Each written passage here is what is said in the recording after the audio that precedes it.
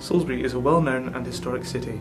It includes one of the most visited cathedrals in the world, along with pubs, hotels and museums. But Salisbury is also famous for something less common and more frightening: ghosts.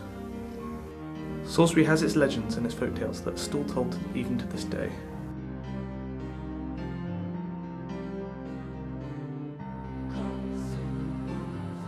The Haunch of Venison is one of the oldest public houses in the city. It dates back to the 13th century, where hunters would convene and meet.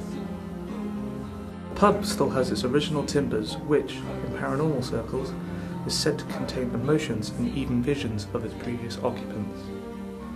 This is where the most famous of Salisbury's ghost stories start. Inside a wall of the building is where a mummified hand is on display. The story goes that a gambler lost his hand in a card game.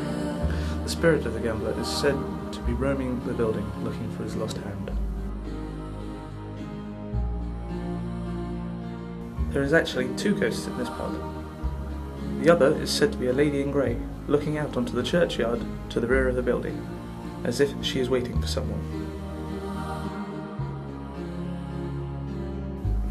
We have an interview with one of the co-founders of Twilight Shadows Paranormal, which operates in and around Wiltshire.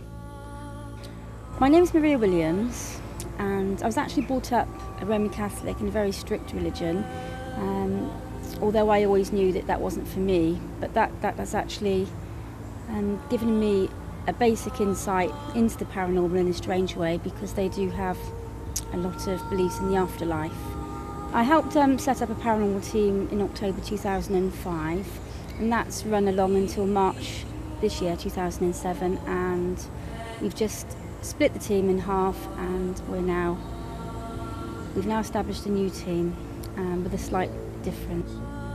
The Haunch of Venison was the first paranormal investigation that we did with the previous team, the first team. It was a live investigation, and the proprietor arranged food for people because it is a restaurant as well, and had a bit of a show with green light and smoke, and then afterwards we did the investigation. We took our team there with a medium called Pat, and the museum in Salisbury brought artefacts round, and we also did glass divination there, which was successful, but nothing else really happened.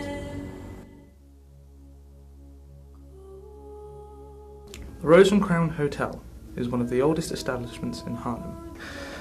It was built around the 14th century and harbours a few ghosts and spirits. This is the reception. While it's calm and bright during the day, strange occurrences happen during the night. A white lady supposedly roams the halls. I've had one experience per se in the restaurant.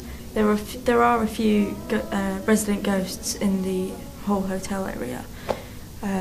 There's supposed to be a monk upstairs in the room 5. It's supposed to be a white lady in room 6 as well that would walk through the door at night and scare the guests. And down in the restaurant there's supposed to be a little boy who runs around during different times of the day. He's the one I've seen when I was working in the restaurant. I was setting up the tables for evening meals, and I just saw this glimpse of a little boy just run past. I wouldn't say I've had any more experiences from that. Take one guest. Whilst staying in room 6 during a weekend business meeting, she fell asleep in her room.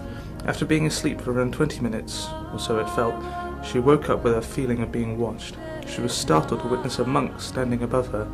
Then as the monk stood there, the lights in the room began to flicker.